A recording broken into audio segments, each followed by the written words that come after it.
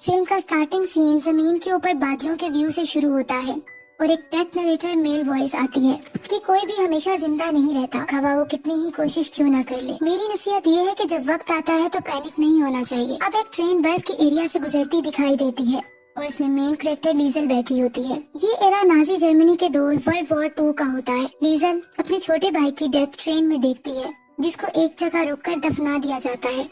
अब 1938 का time Germany में दिखाया जाता है और एक गाड़ी स्नो फील्ड से गुजरती दिखती है जिसमें लीजल बैठी होती है। एक्चुअली वो अपने न्यू पेरेंट्स जो कि फोस्टर पेरेंट्स होते हैं उधर जा रही होती है, जिसमें से मामा का नाम रोजा और पापा का नाम हैंस होता है। वो अपने घर पहुंच जाती है। नेक्स्ट मॉर्निंग हैंस एक म्यूजिकल इंस्ट्रूमेंट बजा रहा होता है और लीजल को डाउनस्टेयर्स आने पर इसे गुड मॉर्निंग बोलता है। रोजा लीजल को कहती है कि तुम्हें मुझे मामा कहना है जबकि हैंस को पापा कहना है। थोड़ी देर में दरवाजा खटखटाता है कोई और एक बच्चा होता है जिसका नाम रूडी होता है जो बाद में लीजल का बेस्ट फ्रेंड बन जाता है। लीजल रूडी के साथ स्कूल जाती है। जब रूडी और लीजल स्कूल पहुंच जाते हैं और क्लासरूम में जाते हैं तो सब बच्चे खड़े होते हैं टीचर के सामने। टीचर लीजल से नाम पूछती है और इसको चौक देती है ताकि वो बोर्ड पर अपना नाम लिख सके। लीजल को लिखना और पढ़ना नहीं आता, इसलिए वो 3 क्रॉस लगा देती है बोर्ड पर जाकर, जहाँ से पता चलता है कि लीजल को लिखना नहीं आता। सब बच्चे हंसने लगते हैं लेकिन टीचर सबको साइलेंस बोलती है और लीजल को सीट पर जाने का कहती है। इसके बाद लीजल घर आ जाती है। इसकी मदर लीजल को अंदर ले जाती है। नाइट टाइम में इसका फादर हैंस गुड नाइट कहता है और लीजल के पास एक किताब देखता है। हैंस कहता है कि यह रियलिटी में तुम्हारी है। लीजल कहती है ये किताब हमेशा से मेरी है, ये मेरे भाई की है। फिर वो पूछता है तुम जानती हो कि इसमें क्या लिखा है, जिस पर लीजल नो कहती है क्योंकि इसे पढ़ना नहीं आता। हैंस कहता है कि मैं अच्छा रीडर नहीं हूँ। फिर भी शुरू करते हैं। फिर वो किताब पढ़ते हैं। नेक्स्ट मॉर्निंग लीजल स्कूल में सब बच्चों के साथ यूनिफॉर्म पहने एक सॉन्ग सिंग कर रही होती है जिसमें जर्मनी के लोगों की बात होती है। इसी दौरान नवंबर 1938 का टाइम दिखाया जाता है जहां मार्केट में आर्मी शीशों को तोड़ रहे होते हैं और लोगों पर बिटर वायलेंस दिखा रहे होते हैं। हर जगह स्ट्रीट में पेजेस बिखरे होते हैं। अब एक जगह के और एक घर का दरवाजा कोई खटखटाता है और एक नया किरदार इंट्रोड्यूस होता है जिसका नाम मैक्स होता है। वो ज्यू होता है यानी यहूदी होता है। वहाँ से वो सोल्जर से बचकर निकल जाता है। फिर दोबारा लीजल का घर दिखाया जाता है जहाँ लीजल का फादर हैंस इसको रीड करना सिखा रहा होता है और ये भी कहता है कि अगर मैं मर गया तो मुझे यकीन दिलाओ कि वो मुझे सही दफनाएंगे और मुझसे प्रॉमिस करो।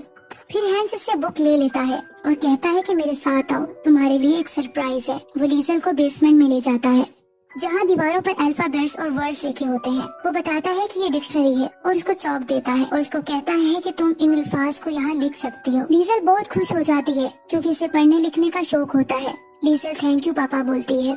इसके बाद दरवाजा कोई खटखटाता है और हैंस को घर लेने आता है।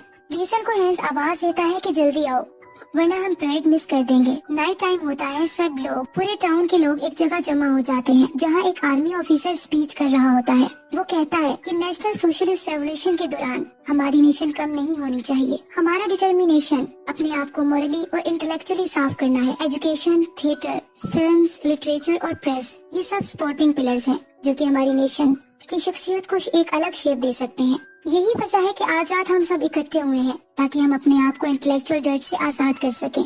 फिर वो दरमियान में बुक्स के ढेर को आग लगा देते हैं और वो कहता है कि हमें इलनेस को जड़ से उखाड़ना है जिसने जर्मनी को इन्फेक्टेड किया है पिछले 20 सालों से। हम अपने दुश्मनों से फाइट करेंगे अगर जंग होती है और हम अपने फ्यूचर के लिए खड़े होंगे जब तक हमें आखिरी फतह न मिल जाए। इस तरह की वार हमारे एनिमीज को खत्म कर देगी। लीसा सब गौर से सुन रही होती है और सारे लोग साथ में आवाज लगा रहे होते हैं। ऑफिसर ये भी कहता है कि ये कम्युनिस्ट और यहूदियों को हम खत्म कर देंगे।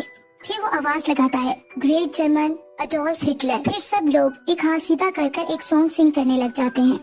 थोड़ी देर में सब वहाँ से चले जाते हैं। लीजल वहाँ जाती है जहाँ बुक्स चल रही होती हैं और वहाँ जमीन पर गिरी एक बुक उठाकर अपने कोट में छुपा लेती है।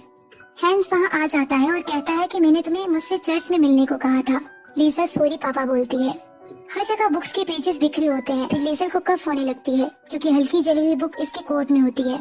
हैंस को पता चल जाता है लेकिन वो कुछ नहीं कहता, बस ये कहता है कि हम इसको सीक्रेट रखेंगे और इसको दूसरी किताबों की तरह बेसमेंट में जाकर रीड करेंगे।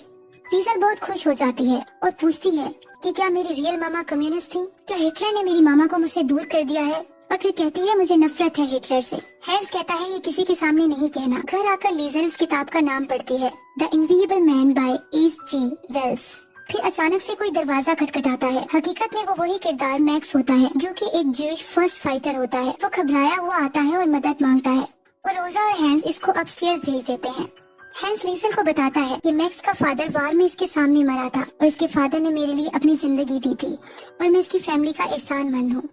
फिर वो इसे कहता है लीसल को कि मुझे अपने अल्फाज दो कि तुम ये किसी को हमारे विजिटर्स का नहीं बताओगे और अपनी रूह को भी नहीं। लीसल वादा करती है कि वो किसी को नहीं बताएगी और फिर नेक्स्ट मॉर्निंग स्कूल चली जाती है। स्कूल ऑफ होने पर लीसल रूडी के साथ भागती है और जल्दी से अपने घर आ जाती है।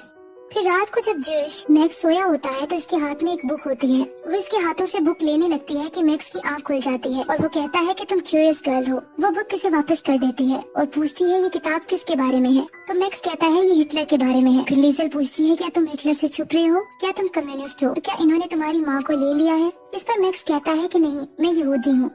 नेक्स्ट मॉर्निंग रोजा लीसल के पास आती है और कहती है कि तुम्हारे लिए एक काम है। उसको लॉन्ड्री के कुछ कपड़े देती है और एक घर जाने का बोलती है। कुछ ही देर में वो रूडी के साथ उस घर में पहुंच जाती है जहाँ एक ओल्ड लेडी इल्सा होती है जो कि इसको अंदर बुला लेती है और इसको अपनी लाइब्रेरी में ले जाती है क्योंकि शायद वो जान जाती है कि लीसल को लिखने पढ़ने का शौक है। लीसल वहाँ जाकर बहुत खुश होती है और बुक्स को टच करती है। फिर एक बुक द ड्रीम करियर उठाती है।